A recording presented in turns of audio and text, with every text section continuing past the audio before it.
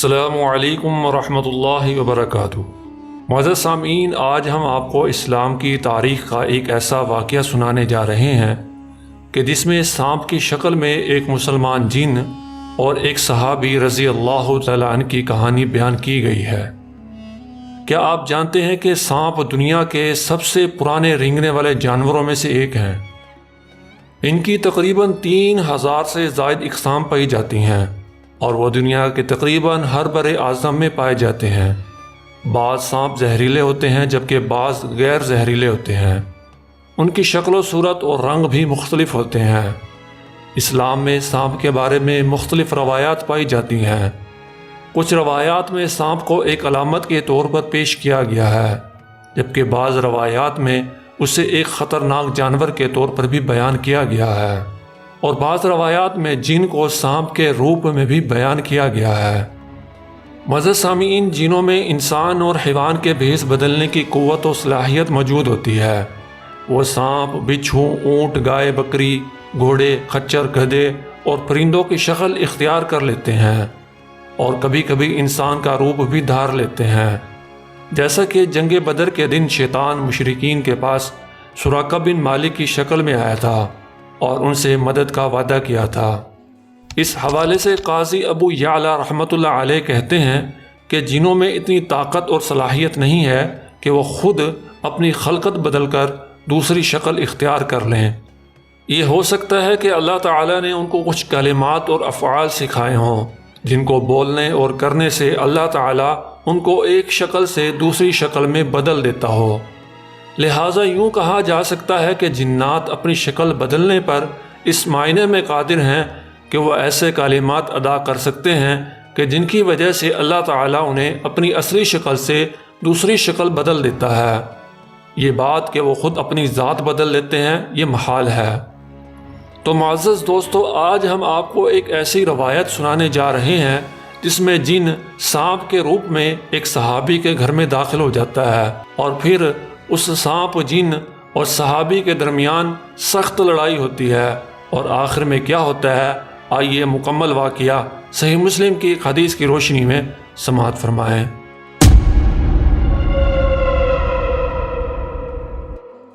بسم اللہ الرحمن الرحیم۔ معزز سامعین، صحیح مسلم میں آتا ہے، ابو صاحب کا بیان ہے کہ میں حضرت ابو سعید خدری رضی اللہ تعالیٰ عنہ کے گھر گیا۔ اس وقت وہ نماز میں مشغول تھے۔ میں ان کی فراغت کا انتظار کرنے لگا۔ اتنے میں گھر کے ایک کونے میں چارپائی کے نیچے سے حرکت کی آواز سنائی دی۔ میں نے دیکھا تو ایک سانپ تھا۔ میں جلدی سے اسے مارنے کے لیے آگے بڑھا، مگر حضرت ابو سعید خدری رضی اللہ تعالی عنہ نے مجھے اشارے سے بیٹھنے کو کہا، چنانچہ میں بیٹھ گیا۔ جب حضرت ابو سعید خدری رضی اللہ تعالی عنہ نماز سے فارغ ہو گئے تو گھر کے ایک کمرے کی طرف اشارہ کر کے پوچھا کہ یہ کمرہ دیکھ رہے ہو؟ میں نے عرض کیا، جی ہاں دیکھ رہا ہوں۔ حضرت ابو سعید خدری رضی اللہ تعالی عنہ نے فرمایا کہ اس گھر میں ہمارا ایک نوجوان رہا کرتا تھا۔ اس کی ابھی نئی نئی شادی ہوئی تھی۔ جب ہم رسول اکرم صلی اللہ علیہ وسلم کے ہمراہ خندق کی کھدائی کے لیے نکلے تو یہ نوجوان دوپہر کو رسول اللہ صلی اللہ علیہ وسلم سے گھر جانے کی اجازت طلب کرتا اور اجازت ملنے پر اپنے گھر آتا تھا۔ ایک دن معمول کے مطابق اس نے جب رسول اکرم صلی اللہ علیہ وسلم سے گھر جانے کی اجازت مانگی تو آپ صلی اللہ علیہ وسلم نے فرمایا کہ تم اپنا ہتھیار ساتھ لے لو، کیونکہ مجھے خدشہ ہے کہ بنو قریظہ تم پر حملہ نہ کر دے۔ نوجوان نے رسول اکرم صلی اللہ علیہ وسلم کے حکم کی تعمیل کی اور اپنا ہتھیار لے کر اپنے اہل خانہ کی طرف یعنی کہ اپنے گھر کی طرف چل پڑا۔ جب وہ گھر پہنچا تو کیا دیکھتا ہے کہ اس کی بیوی دروازے کے درمیان کھڑی ہے۔ یہ منظر دیکھتے ہی اس کی غیرت جاگ اٹھی اور اس نے بیوی کو مارنے کے لیے نیزہ نکال لیا۔ بیوی جلدی سے بولی کہ نیزہ چلانے میں جلدی نہ کرو اور گھر کے اندر داخل ہو کر پہلے دیکھ لو کہ میں گھر سے باہر کیوں نکلی ہوں۔ نوجوان گھر کے اندر داخل ہوا۔ وہ کیا دیکھتا ہے کہ ایک بڑا سانپ اس کے بستر پر بیٹھا ہوا ہے۔ اس نوجوان نے نیزہ سنبھالا اور سانپ کو اس نیزے میں پرو دیا۔ پھر وہ باہر نکلا اور اس نیزے کو گھر کے صحن کے درمیان میں گاڑ دیا۔ وہ سانپ تڑپ کر اس شخص کے یعنی کہ اس صحابی کے اوپر آ گرا۔ پھر پتہ نہ چلا کہ دونوں میں سے جلدی کون مرا، وہ سانپ مرا یا کہ وہ نوجوان۔ حضرت ابو سعید خدری رضی اللہ تعالیٰ عنہ اس واقعے کو آگے بیان کرتے ہیں، فرماتے ہیں کہ پھر ہم لوگ نبی کریم صلی اللہ علیہ وسلم کی خدمت میں آئے اور آپ صلی اللہ علیہ وسلم کو اس واقعے کی خبر دی اور عرض کیا کہ آپ اللہ تعالیٰ سے اس شخص کے لیے، اس نوجوان کے لیے دعا فرما دیں۔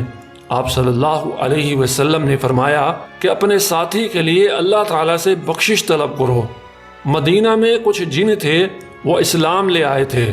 جب تم ان کی طرف سے کوئی بات دیکھو، ان میں سے کوئی تمہیں نظر آئے، تم ڈرو یا پریشان ہو جاؤ تو 3 روز تک اسے خبردار کرو۔ اگر اس کے بعد بھی وہ تمہیں نظر آئے تو اسے مار دو، کیونکہ وہ شیطان ہے، ایمان نہ لانے والا جن ہے۔ معزز سامعین، واقعہ تو مکمل ہوا، لیکن اس واقعے کے حوالے سے سانپ کے بارے میں ہمیں جو تعلیم اور سبق ملتا ہے وہ جاننا انتہائی ضروری ہے، جو آپ کے لیے بہت فائدہ مند ہو سکتا ہے۔ اور اگر آپ اس معلومات کو حاصل نہیں کرتے، نہیں جانتے، تو وہ آپ کے لیے نقصان کا باعث بھی ہو سکتا ہے۔ اس لیے اس حدیث سے، اس واقعے سے اور دیگر حدیث سے ملنے والے اسباق سانپ کے بارے میں کیا ہیں، ان کو ضرور سمجھ لیں۔ انشاءاللہ انتہائی مختصر سی بات کریں گے۔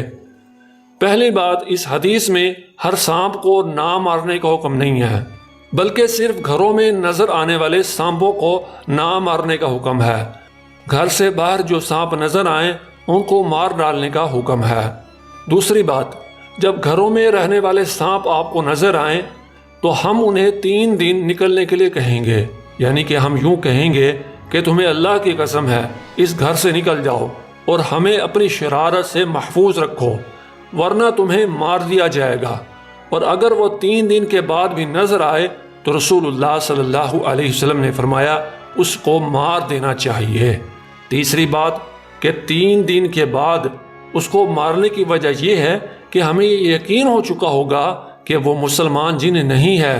اگر وہ مسلمان جن ہوتا تو وہ گھر چھوڑ دیتا۔ اگر وہ حقیقی اژدہا یا کافر یا سرکش جن ہوتا تو قتل کا مستحق ہے، اس لیے کہ گھر والوں کو اس سے تکلیف اور دہشت ہوتی ہے۔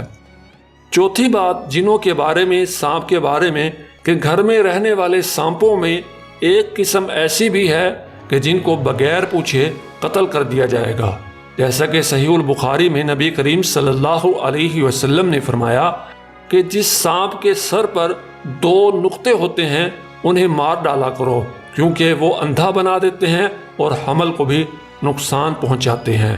یعنی کہ ایسے سانپ کہ جن کے سر پر 2 نقطے ہوں ان کو بغیر کسی بات کے فوراً مار دینے کی اجازت ہے۔ اور بخاری شریف کی ہی ایک دوسری حدیث میں نبی کریم صلی اللہ علیہ وسلم نے فرمایا کہ پتلے یا سفید سانپوں کو نہ مارا کرو، البتہ دم کٹے ہوئے سانپ کو اور جس پر 2 سفید دھاریاں ہوتی ہیں، مکمل سفید نہیں بلکہ 2 سفید دھاریاں ہوتی ہیں، اس کو بھی مار ڈالو، کیونکہ یہ اتنا زہریلا ہے کہ حاملہ کے حمل کو گرا دیتا ہے اور آدمی کو اندھا بنا دیتا ہے۔ یعنی کہ یہ وہ نشانیاں ہیں سانپوں کی کہ جن کو دیکھ کر پھر 3 دن اس کو یہ کہنے کی ضرورت نہیں ہے کہ تم ہمارے گھر سے چلے جاؤ، بلکہ اس کو فوراً مار دینے کی اجازت ہے۔ 5ویں بات وہ یہ ہے کہ جس طرح بندر اور سور بنی اسرائیل کی بگڑی ہوئی شکل ہے، سانپ بھی جنوں کی مسخ شدہ یعنی کہ بگڑی ہوئی شکل ہے۔ تو معزز سامعین، ہم امید کرتے ہیں کہ آج کا یہ واقعہ اور اس میں بیان کردہ سانپوں کی مختصر سی معلومات آپ کو اچھی لگی ہوگی، آپ کے علم میں ضرور اضافہ ہوا ہوگا۔ اگر آپ کا جواب ہاں میں ہے تو آپ کا حق بنتا ہے کہ ویڈیو کو لائک کریں اور صدقہ جاریہ سمجھ کر شیئر کر دیں۔ ہو سکتا ہے کہ آپ کی وجہ سے کسی کی قیمتی جان بچ جائے اور آپ کی نجات کا ذریعہ بن جائے۔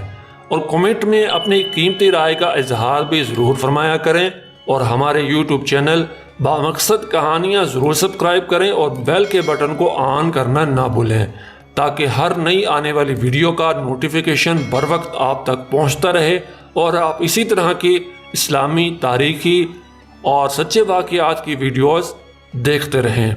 تو ملیں گے اگلی ویڈیو میں، تب تک کے لیے اجازت دیجیے، اپنا بہت سا خیال رکھیے، ہمیں بھی اپنی دعاؤں میں یاد رکھیے۔ اللہ حافظ۔ السلام علیکم ورحمۃ اللہ وبرکاتہ۔